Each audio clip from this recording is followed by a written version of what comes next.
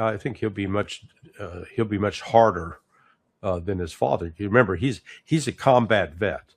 When he was 17 years old, he joined the Iranian Revolutionary Guard during the Iraq-Iran War. He joined in, I think it was 1987. He fought in 3 major battles. I don't know if he was ever wounded. I don't know if he was ever present when chemical weapons were used. I would imagine that was true.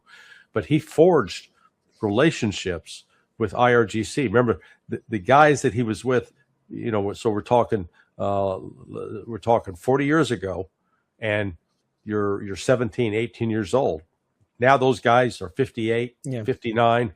They're your friends. And so there's nothing like forging friendships in battle.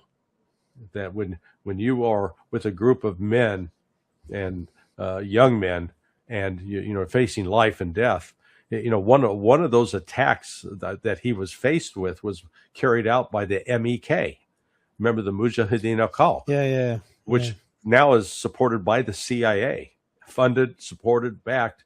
So you know, he brings to the, he's not just a religious scholar, and he's not one of these silver spoon kids, you know, just because his father was the supreme leader. He had to, he had to do his own thing. He became a religious scholar in the aftermath of that combat, but that combat experience, I think, shaped his life. And I think the reason you're not seeing or hearing much from him in public, they recognize the West wants to kill him if they can.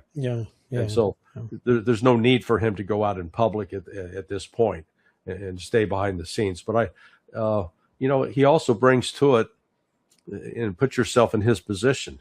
You're going to deal with Israel and the United States, and they've killed your father, they've killed your mother, they've killed your wife, they've killed your baby daughter.